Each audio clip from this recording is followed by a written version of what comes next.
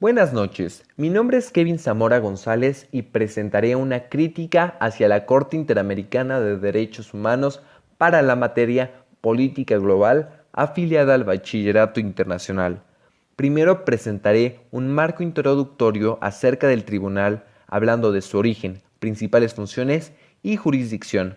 Después presentaré el desarrollo exponiendo un caso resuelto por el tribunal, resumiendo las conclusiones y analizando sus implicaciones.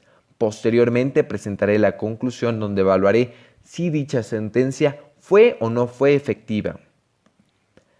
La Corte Interamericana de Derechos Humanos fue establecida en 1978, cuando entró en vigor la Convención Americana sobre Derechos Humanos, conocida popularmente como el Pacto de San José, firmado en Costa Rica. El objetivo de la Corte es la aplicación y la interpretación de la Convención Americana sobre Derechos Humanos.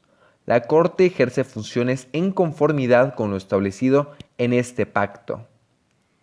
Las funciones principales de la Corte se dividen en dos, la jurisdiccional y la consultiva. La función jurisdiccional se rige por las disposiciones en los artículos 61, 62 y 63 y la función consultiva por las disposiciones del artículo 64 del Pacto de San José. Todos los estados que hayan ratificado dicho convenio son parte de la Corte Interamericana de Derechos Humanos, es decir, que entre sus miembros más importantes se encuentran países como Argentina, Brasil, México y Panamá. Entre sus miembros antiguos se encuentran Venezuela y República Dominicana. La Corte Interamericana de Derechos Humanos, con sede en Costa Rica, junto con la Comisión Interamericana de Derechos Humanos, tienen la competencia para evaluar el cumplimiento de las partes según la Convención Americana de Derechos Humanos, es decir, supervisan su aplicación y el ejercicio del cumplimiento por cada estado que decidió ratificar dicho pacto.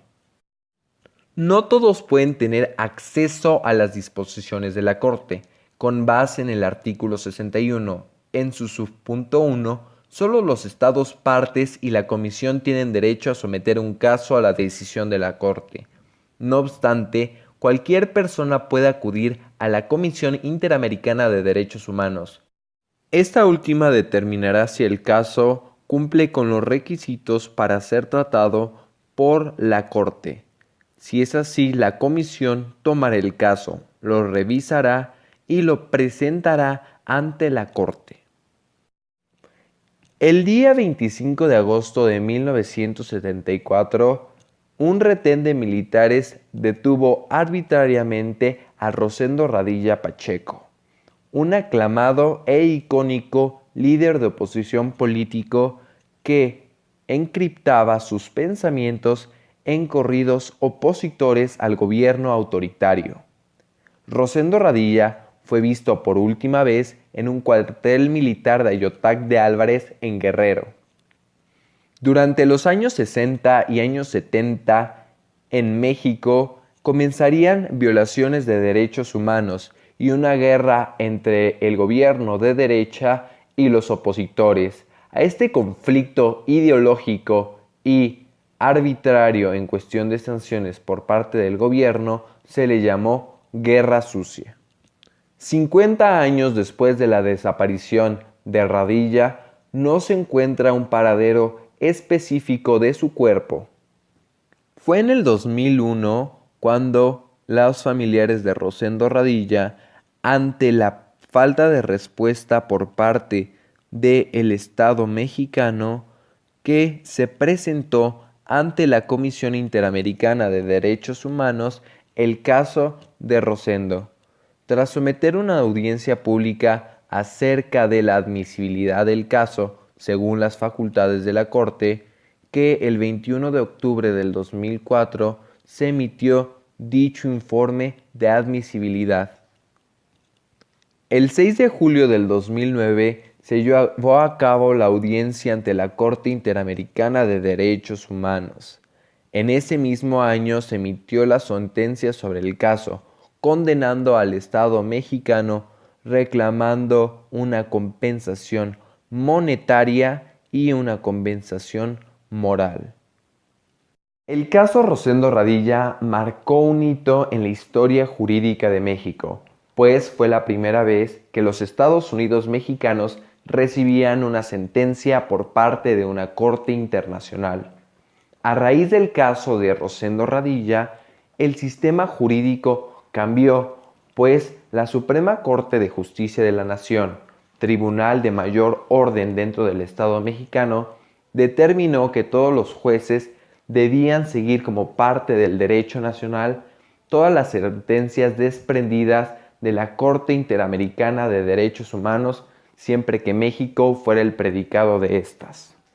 Y además dotó a los jueces de la facultad de aplicar las sentencias hacia otros países en casos de México.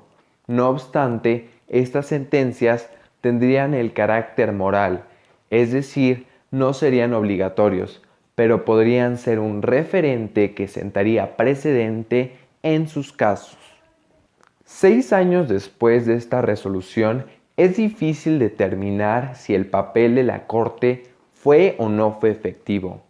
No obstante, a pesar de todas las deficiencias que tengan este sistema jurídico internacional, pues es lento en sus resoluciones, es evidente que como mecanismo de protección de derechos humanos es efectivo, pues a pesar de que ha tardado más de 16 años en resolver el caso, fue más efectivo que los sistemas de protección nacional.